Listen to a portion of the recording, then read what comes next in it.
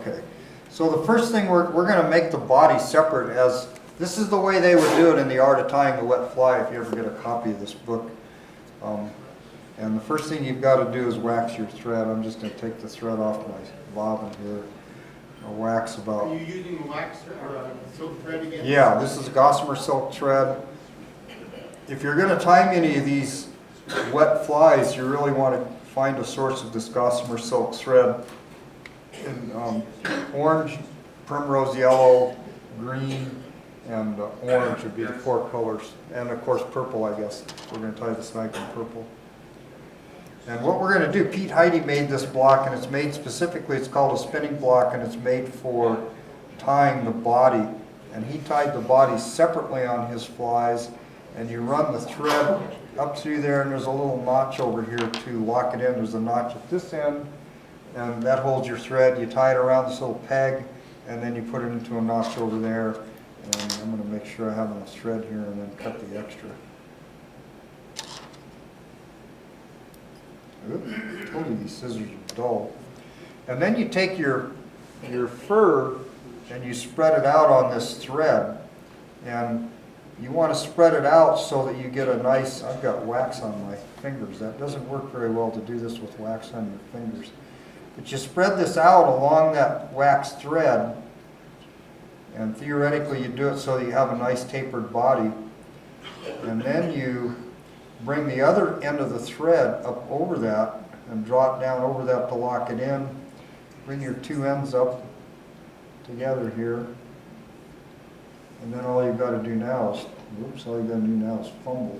All you've got to do now is, oh man, this fell apart here. I'm going to start over, so I got to do now. Told you I haven't done this in a long time. Okay, we get our fur lined up on over the top of that thread that's laying across there, and this time I'm going to get a hold of it first. I didn't leave myself enough slack here at the end. Bring that top thread down over, and then get a hold of the two ends here. Pull it out of the notch and then just twist it. And is that showing very well? We've got yeah, that is showing. We got a nice twisted tapered body there. And what he would do at this point would be he would get one of these Cellulite cards. I just used, you can just use 3x5 note cards. I cut notches in it. Does that show that I've got notches in it? And then get a hold of that. And he stored them separately. He would tie like, he would make himself maybe a dozen or 2 dozen of this body. Say this would be, the particular one I tied here is orange silk, and then I used hare's mask on it. So I've got a tan fur, and the core of that is the orange silk. Now the reason for that they did this is because a natural caddis pupa or a natural mayfly coming up to the top, and that term flimp, the term flimp means no longer, not yet a fly, but no longer a nymph. It's in that transitional stage. Well, it'll have an inner color of the adult inside the outer color of the nymph or the pupa. So what you've got by tying this 2 layers of this orange thread underneath the fur, you've got an undercolor. So you've got an undercolor showing through an outer color, and that's what a lot of these natural insects have, is they have the natural adult is inside the exoskeleton of the pupa or of the nymph that's just about to be shed. So you've got an undercolor and an outer color. And that's what they're trying to achieve. Now they would put their hook in the vise, tie on the tail, and then tie this in and wrap it. And maybe since I've done this, maybe the stage to go to next, Ken, is put the vise back here and show how we would incorporate that into the fly. Is that the right spot? Sure.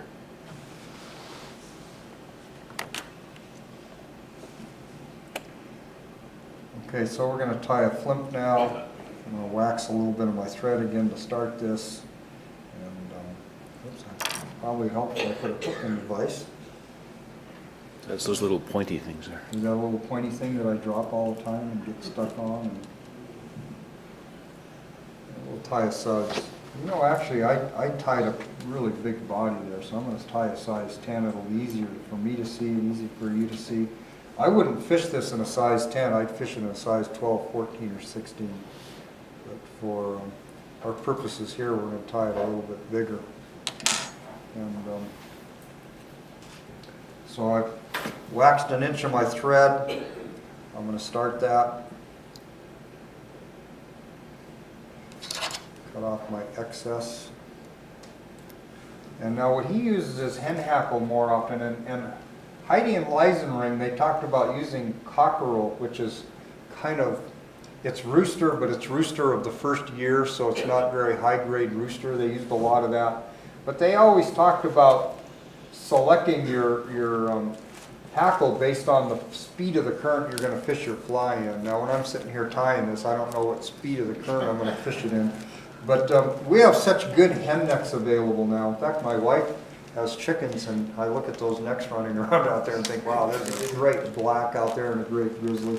But Henry Hoffman's a friend of mine, and I find that hen necks are easier to buy than they are to go out and take off my own chickens. So, so I'm just going to tie this with a furnace that's kind of in keeping with the color body we tied. I use hen necks exclusively, but I do get really good grade hen necks. I like to get really good ones because they have smaller feathers. In this case, we're tying a pretty good sized fly, so I can use a feather off the back of the neck here.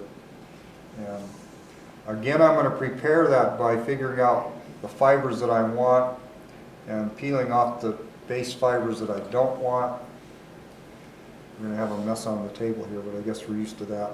And I'm going to tie this in first. I usually tie my hackle in first on wet flies. It's kind of a habit I have. I like to tie them in first just because of the way I like to finish off my fly. And now I'm going to clip that. And now I don't need to tie a, excuse me, I've got to cover my mic when I do that, sorry. I don't need to completely cover the hook here with my thread. I'm just getting it back to the back, and I don't mind if there's gaps in it.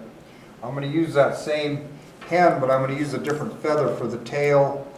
And it's pretty hard to find a long enough tail for a size 10 hook here, but we'll do the best we can. I'm going to peel off some fibers, measure that the length of the hook or a little longer, and tie that in at the back.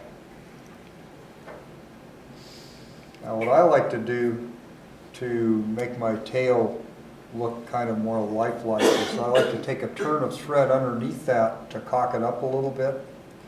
And I got one bad fiber here I don't like. And that just cocks it up, makes it work a little more. To be honest with you, I'm just doing that for myself. I'm not doing that for the fish. I don't think the fish care. Now I tied that separate body, and I'm going to just incorporate that into the fly. And this is the way they recommend it in Heidi and Leisenring's books. I don't know if this is still the way they do it today, but this is the way they did it. And one reason that they tie these bodies in advance is that wax thread will set up, and this body would set up and be rigid if you let this sit for a day or two, but I didn't have time to do that. I don't think we have time to let this sit for a day or two, do we? I hope we don't. Anyway, so I'm going to tie that in at this point and work it back to the tail and bring my thread up to the front, cut off my excess here, and now I've got lots of extra here. You want to take a few turns with it, and what they like to do is they like to have a little bit of their orange showing at the back. So if you take a couple of turns with that and it's orange, that's just a little, maybe Todd might call that a hot spot. But what they're doing is letting a little more of the undercolor show through. And then I'm just going to wrap this forward. I'm twisting it as I go forward to keep it nice and tight. I'm going to wrap that. And what you're winding up here is you're winding up with a lot of body on the hook. And it's real spiky. It's going to work really well in the water. There's a lot of fur sticking out here. And typically, once you've done these a few times, then you get the right amount of fur on there, the right amount of length for the body. And again, I'm tying this off, and I've got my thread behind my hackle. It's really hard to tell which one of your trifocal things you want focused on the fly here. I'm not used to them yet. now I've got a real loose spiky body, and that is the principle of the flymph, is that loose spiky body. You don't want to tidy that up too much. If you've got some wild hairs there, you can pull them off, but you don't want to tidy that up and make it look neat. There's the old Charlie Brooks theory: if you tie a fly that looks neat, you got to put it on the ground and grind your heel over it to rough it up again. I'm going to take my thread back now, just maybe a quarter to a third of the way on the hook shank here, and then I'm going to get a hold of my hackle. And I'm going to take one, oops, this is a twister. Wow, that's a disaster.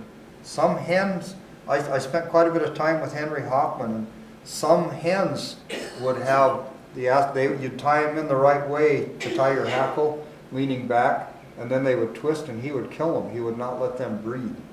So this is a twister, and I'm going to try this. Oh, I got it solved. Wonderful. But this would be one actually when I get home. I don't know if I'll throw this away, but I'll probably try to remember that it's a twister. And you have to tie it on the opposite way if it's a twister, or it's going to be screwed up. Now I'm going to take one turn here at the front, right behind the hook eye, another turn tight behind that, and then I'm going to work one turn halfway to my thread, and then the final turn back to where my thread is, and bring that up. Take a couple turns to tie that off, see if the theory of breaking that off works. It's worked every time so far. I'd say that most of the time when you're doing this in front of a group, everything that can go wrong does. So this, if it's not going to work, it'll not work in front of people.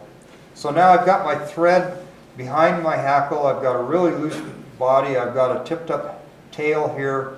And the last thing I need to do is the same thing I did with the soft hackles, is work that thread back and forth to bring my thread up to the hook eye. And once you've got it there, this Gossamer silk is fairly thick compared to 6/0, so you don't need to take any extra turns there. You just need to put on your whip finish. And again, I wax my thread a little bit, tuck my whip finish in there, draw it down with my scissors, cut the excess. And that's a pretty nice flymph, actually. I'm surprised that came out well, because I haven't tied one in a while. But that's a real rough fly. What you can do with these things is, they're a really good emerger. I mean, this fly is so rough, and that hen hackle is fairly good. You could take this fly just the way it is and fish it upstream as a dry fly, and it would be remember those pictures I showed that what the trout see a lot of times is, like with a caddis or a mayfly purple, they just see a tangle in the surface. I fish these flies over the March Brown hatch, and I fish them a little olive over the Beatus hatch, and I'll fish the first half of the drift. I'll cast upstream and they'll float, and then I'll give them a little pop to pull them underneath the water, and then I fish the last half downstream as a wet fly. So this is actually a fly that Vince could fish half of its drift. You could fish. You wouldn't want to fish the second half or get caught doing it. But anyway, this is a very good fly to fish as an emerger, and then pop it underneath the water and swing it down as a wet fly. I've got pictures of these things where I put them underneath the water, and they entrain bubbles of air in that thick fur there, and in that hackle. They'll take a bubble of air underneath with them. Well, you know, a lot of your natural insects have a bubble of air when they come up to the surface. That buoys them up to the surface. So that's a real natural looking fly.